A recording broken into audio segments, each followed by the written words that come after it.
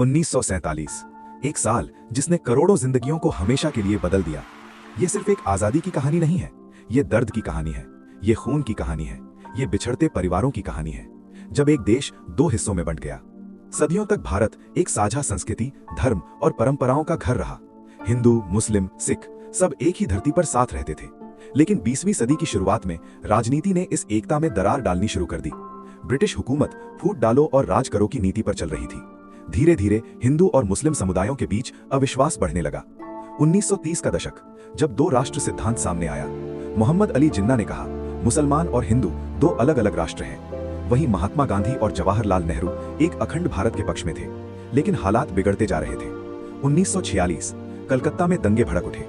हजारों लोग मारे गए, सड़कों पर खून बहने लगा। ये सिर्फ शुरुआत थी। ब्रिटिश सरकार ने फैसला कर लिया, अब भारत को आजादी दी जाएगी, लेकिन एक कीमत पर। लॉर्ड माउंटबेटन को भारत का आखिरी वायसराय बनाया गया। उन्हें एक ही काम दिया गया, भारत का विभाजन। और फिर सर सिरिल रेडक्लिफ को सीमा खींचने का काम सौंपा गया। एक आदमी जिसने कभी भारत नहीं देखा, वो तय कर रहा था कि कौन सा गांव किस देश में जाएगा।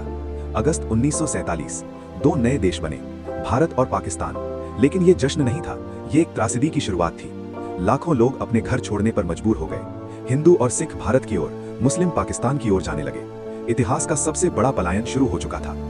ट्रेनें भर भर कर जा रही थी, लेकिन कई ट्रेनें लाशों से भरी वापस आती थी। गांव जलाए जा रहे थे, महिलाओं और बच्चों पर अत्याचार हो रहे थे। इंसानियत कहीं खो गई थी। एक पिता अपने बच्चों को ढूंढ रहा था, एक माँ अपने परिवार से बिछड़ चुकी थी। हर तरफ चीखें, हर तरफ दर्द। अनुमान है कि करीब 10 से 15 लाख लोग मारे गए और 1.5 करोड़ लोग बेघर हो गए। ये सिर्फ जमीन का बंटवारा नहीं था, ये दिलों का बंटवारा था। समय बीत गया, लेकिन उस दर्द के निशान आज भी जिंदा हैं।